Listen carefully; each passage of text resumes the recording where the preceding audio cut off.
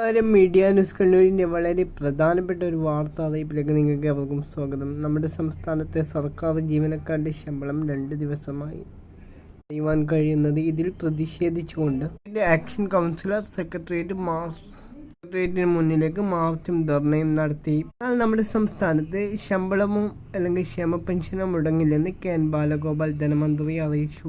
2 ദിവസം ഇത് മുടങ്ങുന്നത് സാങ്കേതിക പ്രശ്നമാണെന്നും മന്ത്രി കൂട്ടിച്ചേർത്തു. നമുക്കറിയാം, നമ്മുടെ സംസ്ഥാനത്ത് 6 മാസത്തെ പെൻഷൻ തുക വിതരണം ചെയ്യുവാൻ വേണ്ടി ബാക്കിയുണ്ട്. ഇതിൽ നിന്നുകൊണ്ട് 2 മാസത്തെ പെൻഷൻ തുകയായ 3200 രൂപയുടെ വിതരണം വളരെ പെട്ടെന്ന് നടത്തുവാൻ വേണ്ടിയാണ് വിതരണം ചെയ്യാൻ പോകുന്നത് എന്നുള്ളതാണ് മന്ത്രിയുടെ അറിയിപ്പ്. കേരളത്തിന്റെ ചരിത്രത്തിൽ ആദ്യമായാണ് ശമ്പളം മുടങ്ങിയെന്നാണ് ചിലർ പ്രചരിപ്പിക്കാൻ ശ്രമിക്കുന്നതെന്നും, എന്നാൽ ഇന്ത്യയുടെ ചരിത്രത്തിൽ ആദ്യമാണ് സംസ്ഥാനത്ത് നിന്ന് നൽകുവാനുള്ള തുക കേന്ദ്ര സർക്കാർ നൽകാതിരിക്കുന്നതെന്നും 3000 കോടി രൂപയോളമാണ് ഇത്തരത്തിൽ തടഞ്ഞു വച്ചിരിക്കുന്നതെന്നും മന്ത്രി കൂട്ടിച്ചേർത്തു.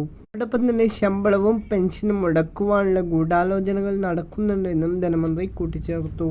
3000 കോടി രൂപ കേന്ദ്ര സർക്കാർ സംസ്ഥാന സർക്കാരിന് നൽകുവാനുണ്ടെങ്കിൽ പോലും ഇതിൽ നിന്നുകൊണ്ട് 1000 കോടി രൂപയാണ് ഇപ്പോൾ അനുവദിച്ച് നൽകിയിരിക്കുന്നത്. ഇതിൽ നിന്നുകൊണ്ട് പെൻഷൻ കുടിശ്ശിക തുക 8 ലക്ഷത്തോളം വരുന്ന പെൻഷൻ ഗുണഭോക്താക്കൾക്ക് ഉടൻ തന്നെ അവരുടെ പെൻഷൻ തുക വിതരണം ചെയ്യണമെന്നും എല്ലാവർക്കും അറിയുന്ന ഒരു കാര്യമാണ്. തനത് വരുമാനത്തിൽ ഏറ്റവും കൂടുതൽ വർധനമുണ്ടാക്കിയ ഒരു സംസ്ഥാനമാണ് നമ്മുടെ കൊച്ചു കേരളം.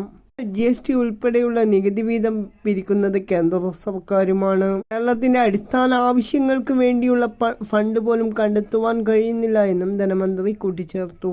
കാരണം കേന്ദ്ര സർക്കാരാണെന്നും ധനമന്ത്രി ആരോപിച്ചു. സംസ്ഥാനത്ത് 58 ലക്ഷത്തോളം വരുന്ന പെൻഷൻ ഗുണഭോക്താക്കളാണ് അക്ഷയ കേന്ദ്രങ്ങളിൽ നിന്നുകൊണ്ട് ക്ഷേമ പെൻഷൻ മാസ്റ്ററിംഗ് പൂർത്തിയാക്കി ക്ഷേമ പെൻഷന് വേണ്ടി കാത്തിരിക്കുന്നത്. അവർക്ക് മുഴുവൻ പെൻഷൻ തുക നൽകിയില്ല എങ്കിൽ പോലും അടുത്ത ആഴ്ച തന്നെ 3200 രൂപ 2 മാസത്തെ പെൻഷൻ തുക എത്രയും പെട്ടെന്ന് വിതരണം ചെയ്യുമെന്നുള്ള കാര്യം ധനമന്ത്രി കൂട്ടിച്ചേർത്തു. അതുപോലെ തന്നെ പെൻഷൻ തുകയുടെ വിതരണത്തിൻ്റെ ഔദ്യോഗിക തീയതികളോ മറ്റു കാര്യങ്ങളോ ഒന്നും തന്നെ പുറത്തു വന്നിട്ടില്ല. അത് ലഭിച്ചാൽ ഉടനെ തന്നെ നമ്മൾ നിങ്ങളെ അറിയിക്കുന്നതായിരിക്കും. അത്തരത്തിലുള്ള എല്ലാവിധ പെൻഷൻ വാർത്തകളും മറ്റു വാർത്തകളും തത്സമയം അറിയുന്നതിന് വേണ്ടി ദയവായി നമ്മുടെ ചാനൽ സബ്സ്ക്രൈബ് ചെയ്യുന്ന കാര്യം ഒന്ന് പരിഗണിക്കുക. പുതിയൊരു വാർത്തയുമായി വീണ്ടും കാണാം.